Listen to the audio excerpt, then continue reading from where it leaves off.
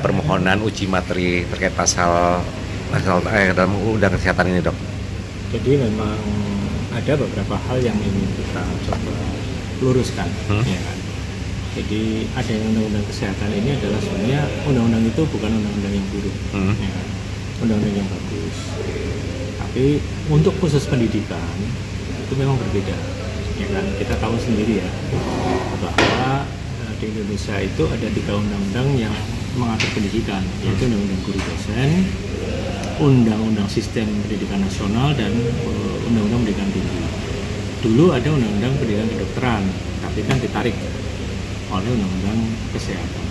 Nah, di situ muncul permasalahan, kan? Mungkin kita sering melihat beberapa demonstrasi kemarin besar-besaran dari mahasiswa, dari para guru besar, dari berbagai perguruan tinggi. Itu memang salah satu dampak dari tiadanya Undang-Undang Pendidikan Kedokteran.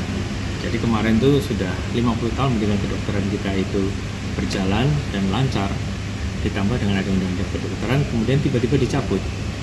Dan selama ini sudah di bawah Kementerian Pendidikan Tinggi itu sudah bagus sebetulnya.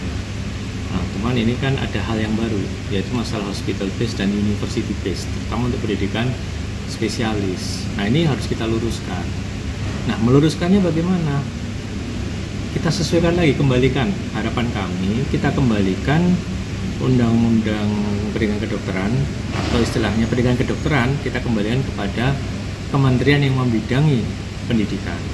Jadi tidak di bawah Kemenkes. Nah, saat ini sudah ada hospital base yang berjalan, ya kan, pendidikan spesialis. Nah, ini nanti kekhawatiran kami memunculkan ketidakpastian. Karena apa? Di sini masalah terkait dengan degree. Contohnya paling gampang degree. Yang kita tahu bahwa degree itu yang berhak memberikan itu adalah perguruan tinggi sesuai Undang-Undang Pendidikan Tinggi, kan.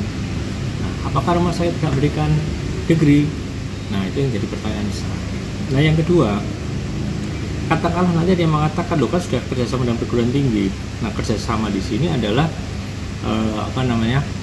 perguruan tinggi ini sebagai pihak kedua. Biasanya yang memberikan degree adalah pihak yang pertama. Nah, itu yang jadi pertanyaan kami. Nah, kemudian masalah kurikulum, masalah penjaminan mutu itu kan juga harus menjadi bagian dari suatu sistem pendidikan.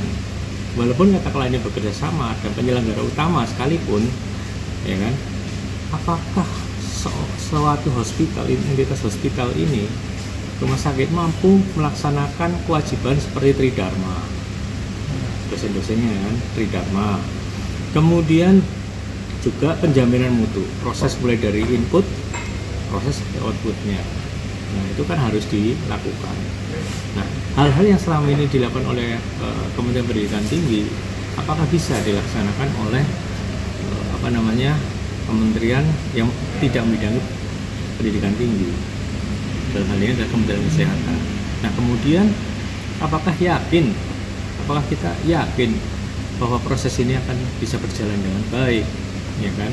Karena dari undang-undang yang lahir ini itu fondasinya saja sudah tidak kuat. Saya melihat dari undang-undang kesehatan ini, yang namanya suatu undang-undang lahir itu pasti ada didasarkan pada Undang-Undang Dasar 45. Nah, terkait pendidikan sendiri ini tidak ada gantungannya.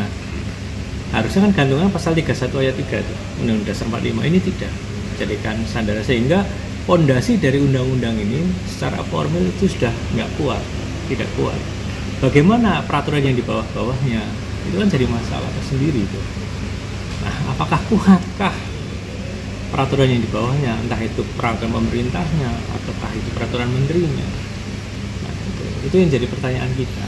Download Tribun X sekarang, menghadirkan lokal menjadi Indonesia.